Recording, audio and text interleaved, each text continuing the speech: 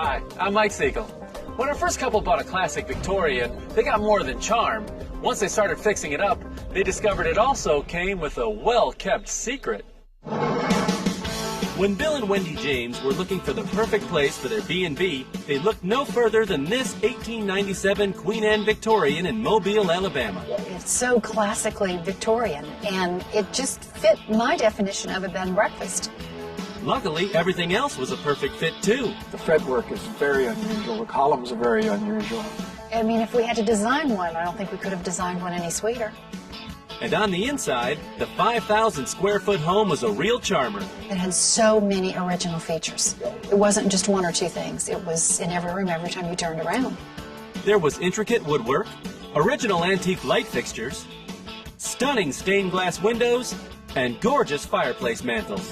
It looked like the original owner had expensive taste, but who was it? The questions would wait while Wendy and Bill tackled some much-needed cleanup, beginning in the attic. We opened up one of the boxes and started rummaging through it, and we realized, oh my, there's some really neat stuff in here. I think the first thing we noticed were some beautiful old letters. The letters were written in the 1800s, and there were a lot of them. They're everything from personal letters written to and from each other, from a brother to a sister, from a husband to a wife, mother to a daughter. They found the name McCrae everywhere. Who were the McCraes? And there was another name, Shepherd. It was so overwhelming because all of these documents, we kept seeing all these different names. Next, Bill's attic adventures started turning up old books, and lots of them. There were a number of boxes that were full of school books. Inside one of the books, Bill noticed the inscription, Mrs. Shepherd's School. Shepherd was one of the names in those attic letters, but who was Mrs. Shepherd? And there was more in the attic. We started finding Civil War documents, Confederate documents. And they were really strange to us because these documents were coming from Europe. Never really thought about Europe being involved in the Civil War. The documents came with a name. Colin J. McCrae. Who was Colin McCrae? It was time for answers, so the couple did some research and learned their home was built by a wealthy railroad executive named Charles Martin Shepherd. He built the house in 1897. He chose it out of a catalog, and the major components were shipped in from Tennessee. Out of a catalog?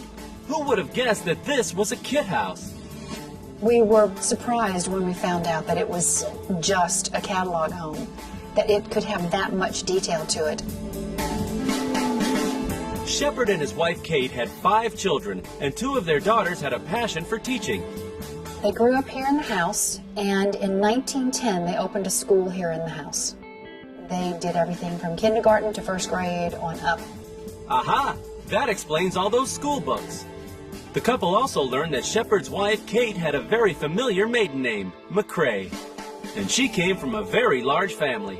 It was all of their things. That's why there were so many names and so many different dates here in the attic. No wonder the McCrae letters were mixed in with the Shepherd letters. But what about all those Civil War documents? It turns out they were Civil War invoices. They were for war supplies, medical supplies, guns, swords, shoes, clothing. And all those supplies had come over secretly from England. The Jameses were sitting on a historical gold mine. The documents prove for the first time that England helped the South in the Civil War. England was supposed to be neutral, and so they weren't supposed to be selling to the South. Now there's proof of who, what, where, and how, and who was doing business with the Confederacy, and how much they were paying for it, and what it was, and when it was coming over here. In all, they found more than 1,000 documents in the attic. It's an incredible amount of information that was thought to have been lost. So who was Colin McCrae? It turns out he was Kate Shepherd's great-uncle and the chief financial agent for the Confederacy. And he kept a paper trail of every penny he spent. At the end of the war, most of those documents were burned. McCrae kept these documents, and somehow they got back here into this house. Wendy and Bill are thrilled with what they've learned by exploring their home.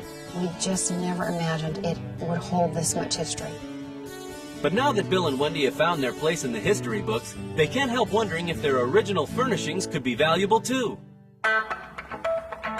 And they're about to find out. Hi, Hi, I'm Elodie. Hi, Elodie. How are you? Because we've invited appraiser Elodie Cardin over to investigate, beginning with those light fixtures.